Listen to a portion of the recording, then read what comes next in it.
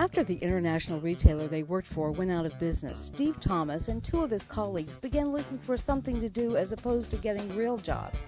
So we began with the idea that there was space in the market for a cool teen room concept. We knew the teen market was very strong.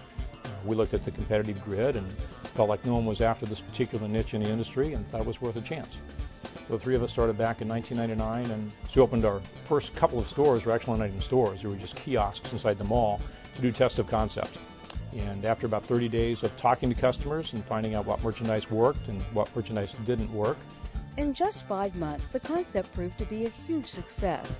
So the trio opened the first official dry ice store. Their vision was to take the trendy teen stores across the country.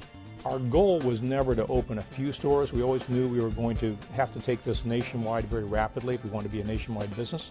So we started concentrating on the markets we knew, Chicago, St. Louis, tested the college market in Champaign, Illinois, and opened multiple locations based upon our ability really to fund those through our own pockets, through cash flow from the business, and then eventually from some investment opportunities we brought into the business. Oftentimes what you need to do in order to beat your competition is grab significant market share as quickly as you can. It may be your only barrier to entry. If you don't have a patent, for example, that will keep your competition out, oftentimes it's only market share.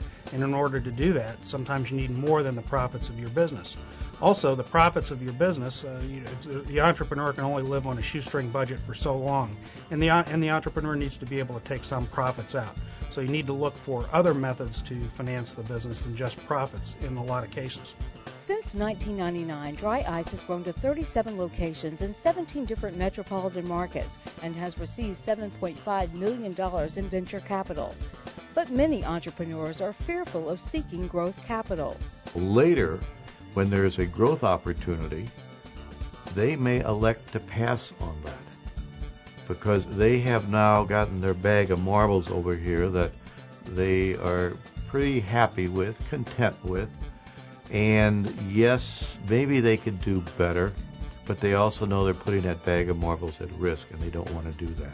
So they are not as assertive in their risk-taking as they were initially.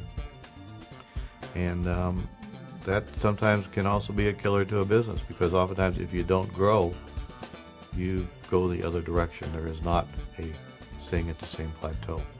Fundraising creates additional concerns of control and dilution for the business owner. They're also worried about giving up a portion of their company and whether they bring in an investor or a lender who won't be friendly to them on the longer term. And they're very worried about the issues of control of the business, and they want to control that business from here on. I think that's the first thing you pretty much have to get your hands around is the fact that the people you'll be reporting to are not going to be just simply the people that you work with. The business will actually report to a group of individuals who have a financial stake in the company, and they have different expectations than some of the people that might be involved in the business. And getting those expectations to match was probably the most, not cumbersome, but the most delicate balance we had to achieve in bringing the right group into our company. Venture capitalist Mark Lewis says not obtaining outside funding presents an even greater risk to the entrepreneur, particularly if he's relying upon the business for his livelihood. There is a diversification factor, though, and basic financial management is going to say you should diversify one's personal assets, whether it be in bonds and stocks and international and small cap or large cap. It's the same way with a business that you started. If all of your net worth is tied up in that one entity, a bump in the road, any kind of a glitch could really affect you very, very deleteriously. The experts advise before you seek outside funding for your business, do your homework. So you want to make sure that you're comfortable, that your goals are aligned, your incentives are aligned, you're all looking at the same.